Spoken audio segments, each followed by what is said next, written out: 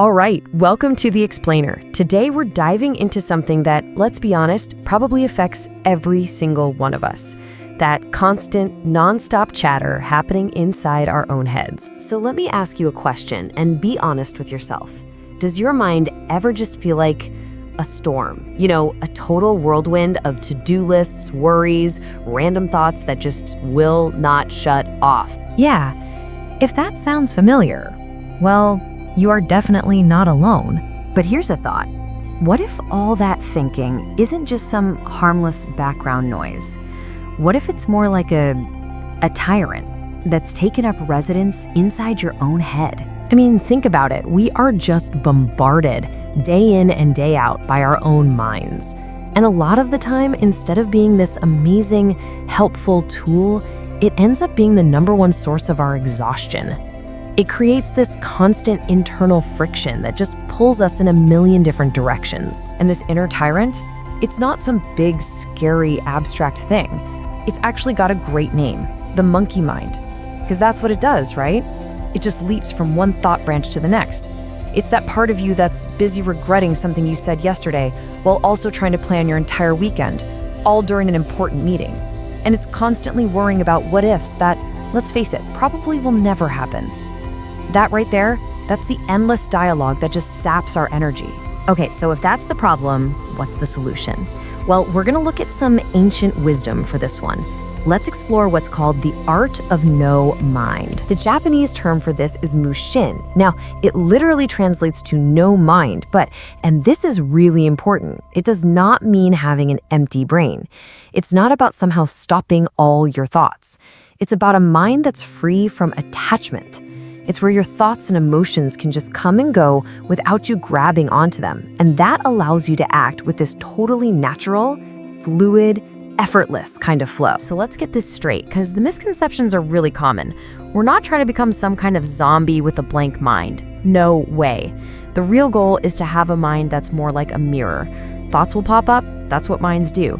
But you learn to just let them pass. You don't grab them, you don't judge them, you just notice them. And what that does is it lets you be fully present, completely aware of what's happening right now. And this old Zen saying, it just nails it.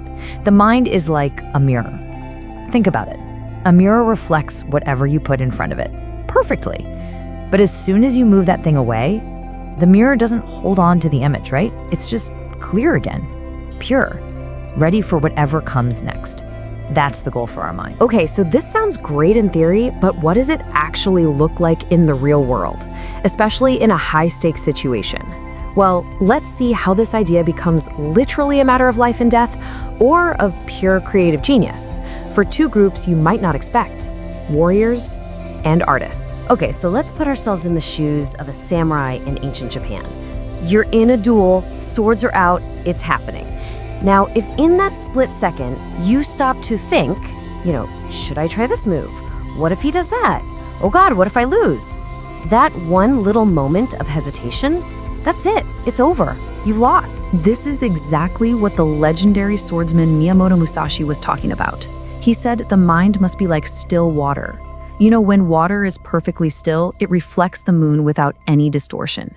In the same way, a mind that's still, a mind that isn't all rippled up with fear or planning, it can perfectly see and react to everything an opponent does. So you see, for a warrior, Mushin isn't some philosophical luxury. It's a survival tool. It's what allows for that instantaneous reaction. No hesitation, no fear. The body just moves on its own, based on thousands of hours of training, without the slow, clumsy mind getting in the way. That is the ultimate edge. All right, so let's jump from the battlefield to the artist's studio.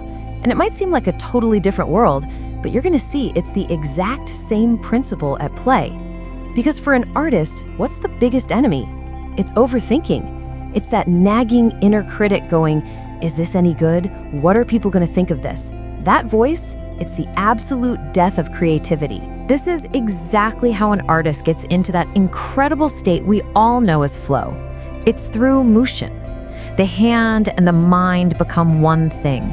The brush just seems to move on its own without any conscious effort. And the art that comes out, It's just a pure, honest expression of that single moment, completely free from that crippling self-criticism. That's where real genius happens. Okay, this is all really cool, but I can hear you thinking, look, I'm not a samurai and I'm definitely not a famous painter. So how do we actually do this? How can we train our own inner mirror in just our regular, everyday lives? Well, here's the good news. You absolutely do not need a sword or a paintbrush. The Art of No Mind is an incredibly powerful tool for just dealing with modern life, for managing stress, for finding a little more focus, and for just handling all the stuff life throws at you. So here are 3 really simple, practical things you can start doing today. Okay, step 1, just notice. That's it. Just watch your thoughts like they're clouds floating by in the sky. Don't grab onto them, don't judge them, just notice.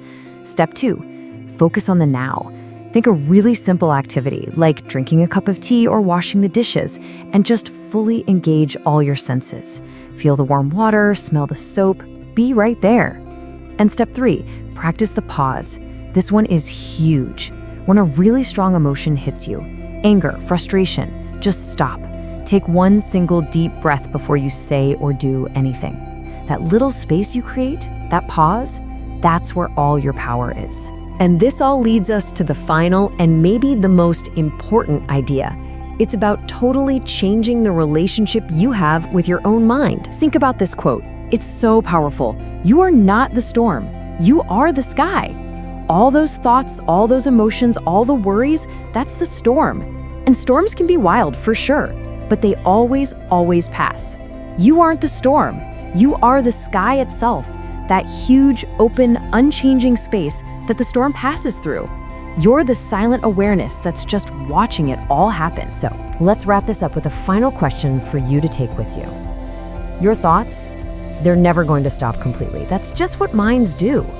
So the real question isn't, how do I stop my thoughts?